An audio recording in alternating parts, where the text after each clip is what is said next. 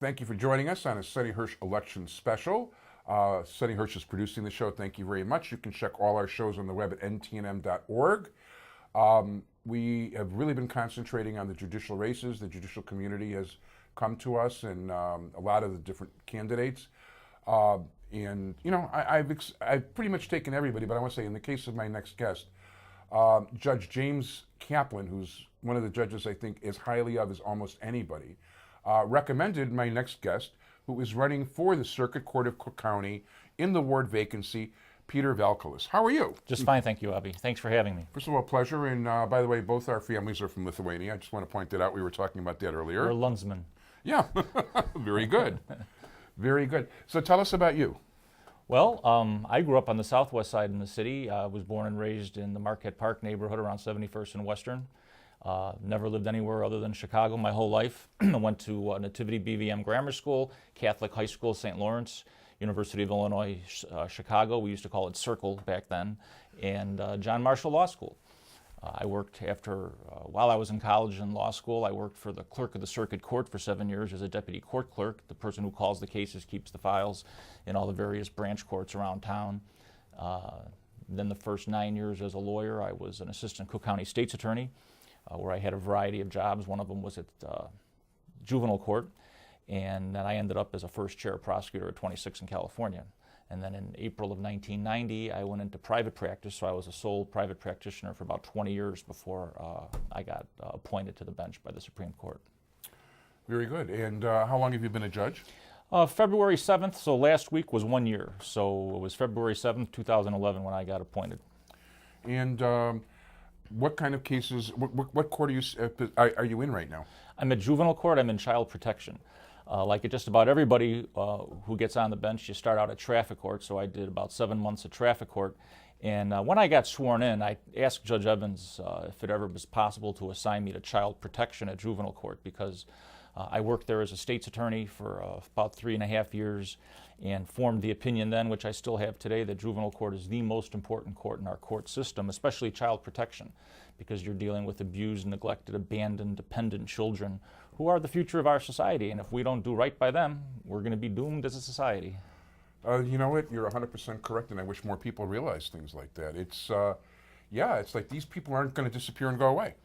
No, and the pattern that I noticed when I was a young state's attorney was the kids come into the system, they become wards of the court, they're abused or neglected children, and after a while, somebody takes the file from the abuse and neglect side of the building over to the delinquency side of the building, because those kids drift into delinquent behavior and become a real serious problem for themselves, for their families, and for our society. So I view my job, my goal is to try to break that cycle, to try to prevent that from happening, to try to do right by these wards of the court, try to get them to good foster homes, or so they can get educated, get jobs if they can find one in this economy, and become productive members of society, as opposed to somebody who's going to end up in the penitentiary, which is unfortunately where a lot of the wards end up.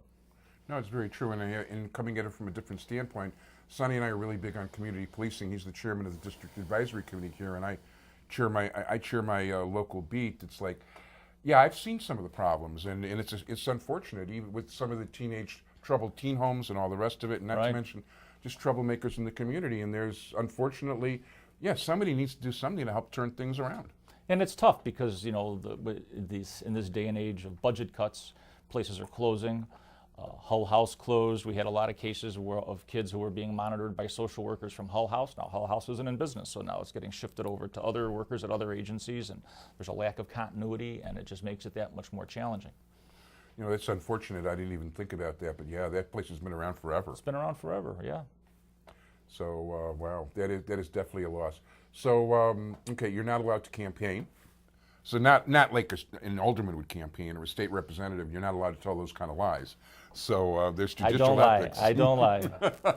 Well, first of all, one of the things I want to let people know, and I don't say this often enough, it's been such a pleasure having judicial candidates and judges here compared to the run-of-the-mill politician. The talk is so much nicer. Everybody's more friendly, relaxed, and you know, people actually look me in the eye. Some of these people, you know, you ought to see some of these people off camera. They couldn't look anybody in the eye and do it. But you know, the judicial people, it's a nicer breed of people, and I use a lot less Q-tips cleaning my ears after the interviews. Well, you're very kind, Avi. So it's my pleasure, and listen, it was good meeting you in the first place, and I want to thank Judge Kaplan for introducing us. Tell me about how you're going about things. Are you hitting the circuit? Are you at an event every night, or? It's getting busier and busier. I just got endorsed by the 49th Ward Democratic Organization. Oh, congratulations! I've been endorsed by the Fraternal Order of Police. Great. And I've been going around trying to get as much support as I can. It's a grueling process. Maybe some folks talk about maybe there's a better way to pick judges, but for now, this is it. We're elected by the people, we serve the people, and we try to get the people to vote for us. Yeah, I mean, it's 6 of one, half a dozen of another. The idea of Governor Blagojevich, appointing judges doesn't exactly thrill me. Right, I know. That's whenever somebody starts talking about merit selection, and they say, well, who's going to do the selecting? The governor? And then you look at our last 2 governors and where they ended up, and so maybe it should be with the people. Yeah, our license plates should read, this license plate was made by our last governor. The motto of the state of Illinois, the defendant shall rise. That's great. I like that. Well, it wasn't mine. I thought I read it somewhere else. Well, I'm sure you've got a website that people can go to get information about you. friendsofjudgepetervilekelis.com. It's Vilekelis. I'm also on Facebook. I have a campaign page on Facebook. And that's it. Do you know your punch number? 173. 173. So anyway, I want to thank you very much for being here. 173. And no, it's been a pleasure getting to meet you, and we got to talk about Lithuania a little bit too, which was interesting. We did. And I want to thank Judge Kaplan, who highly recommends you, and I want to wish you all the luck in the world. Thank in the you, election. Avi. I appreciate your time. Appreciate your courtesy. Judge. Thank you Be very well. much.